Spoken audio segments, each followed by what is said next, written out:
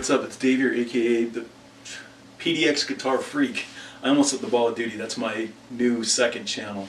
Hope you check it out. If you're into video games, Call of Duty, stuff like that, you might enjoy it. But we're here today to talk about a new guitar lesson. It's Van Halen, Bottoms Up, and I'm going to show you both solos, Solo 1 and Solo 2. And I've seen a lot of people play this solo differently, and I went out and I found different tab versions, and none of them are completely correct. So what I did is I really had to listen and figure it out for myself and see what was going on. But hopefully you'll like it. Don't forget to subscribe and all that other stuff. But let's go ahead and jump right into it.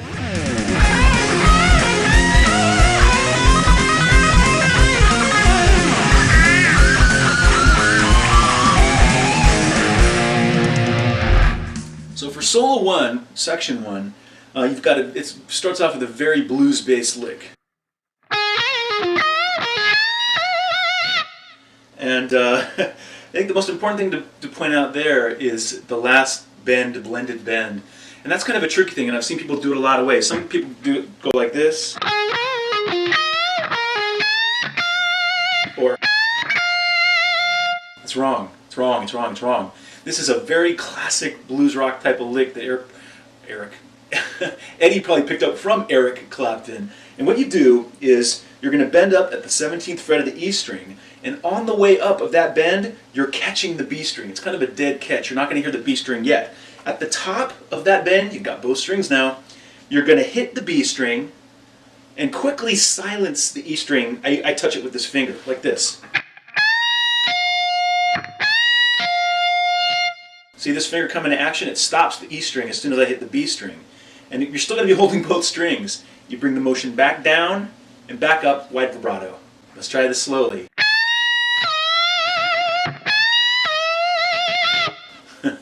So it looks like I didn't even move my finger off of the E string. It's because I'm not. I'm catching both strings and I'm using them at the same time, silencing the E string as soon as I hit the B string, or right after. It takes a little bit of time to get that right, but I've seen Eddie do it on other solos, so I know it's what he's doing. If you see other people do it a different way, they probably don't understand. But if you get it right, kudos to you. The next lick, also kind of blues-based, but not in the typical pattern that you would see people play it in. He goes like this to start off with, and then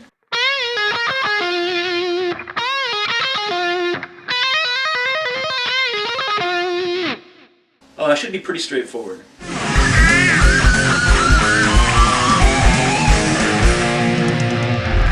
And then for the last part, section 3 of Solo 1, he goes like this, all pinch harmonics.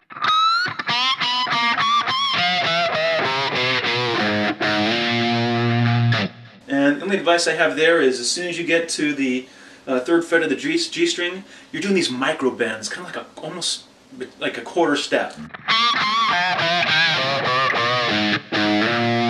Until the last 2 notes on the E string.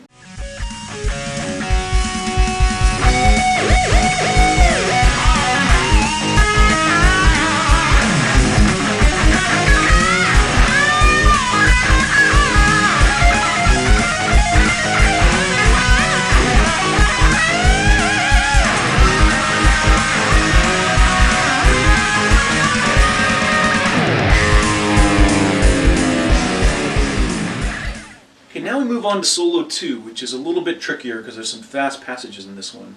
Now first of all I want to point out the harmonics where he goes right before the solo.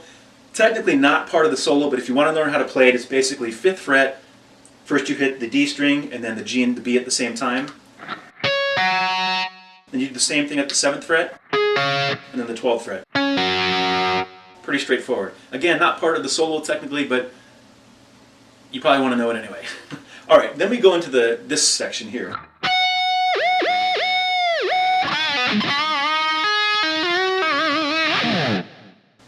Pretty straightforward. You do the little harmonic.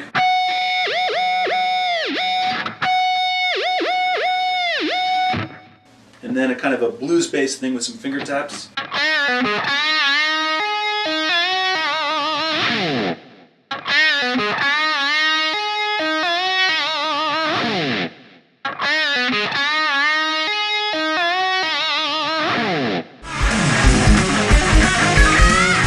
next section, a little bit tricky. Just remember that it's mostly palm muting, and watch that I do a lot of upstrokes as soon as I leave the A string.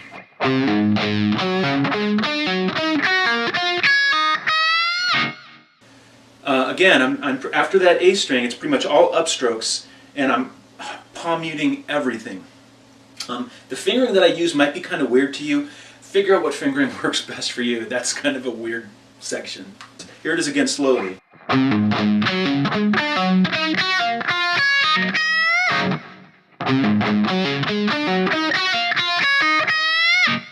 then at the end, you're basically, after that last E string bend, you just pull off to the open string, but kind of muted.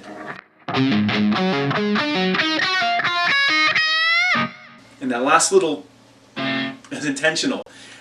Probably wasn't intentional for Eddie, but I'm trying to give you all the little nuances he does. This quick little section, lots of pinch harmonics.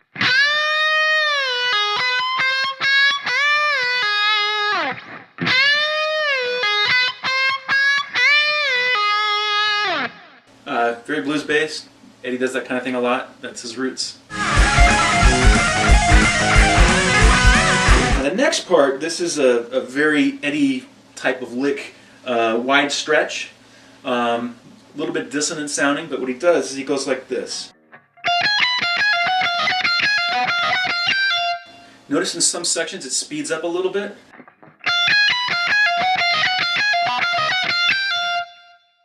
And then that little bluesy lick.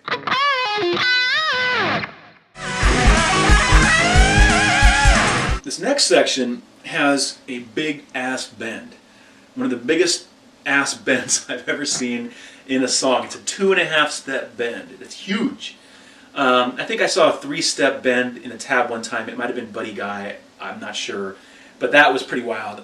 I don't recommend doing a 3-step bend on your guitar unless you've got really relaxed settings.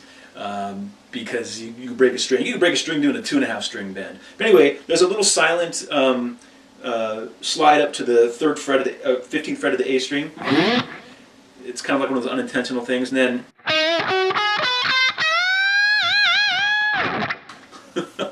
that's bending from here to here, or here to here. 5 frets. What helps when doing this bend is when you play the song, of course, your guitar is tuned down 1/2 a step. That helps. I'm using 9-gauge strings too. That helps. Having a Floyd helps too, because when you bend, watch the Floyd when I bend up. It moves, right? Gives you some play there. So if you're doing this on like a Strat or something with a Strat bar, you might break your string doing a 2.5 step bend depending on how you set it up. So just be careful. As an alternative, if you can't do that 2.5 step bend, you can do the bend on the E string at the 15th fret like this. And then it's just a 1-step bend, a little bit easier. Or you could just slide up to the 19th fret and do a 1.5 step bend like this. But if you want to make it sound really like the original, the 2.5 step bend is the way to go. Because it gives you more room to go up and down. More up and down. Alright, let's move on to the next one.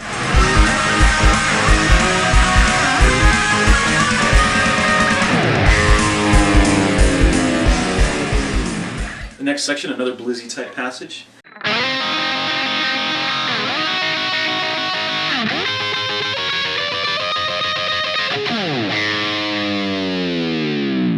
With the big whammy dip at the end. You'll notice that I'm kind of doing that alternate picking, like string to string, like back and forth. But it's going so fast, if you were just hitting it like a chord, it's going to have the same feel.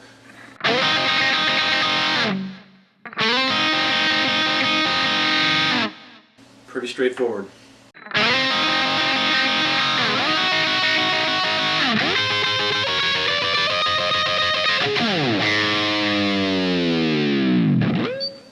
Alright, so that's my lesson on how to play both the guitar solos from Van Halen's Bottoms Up.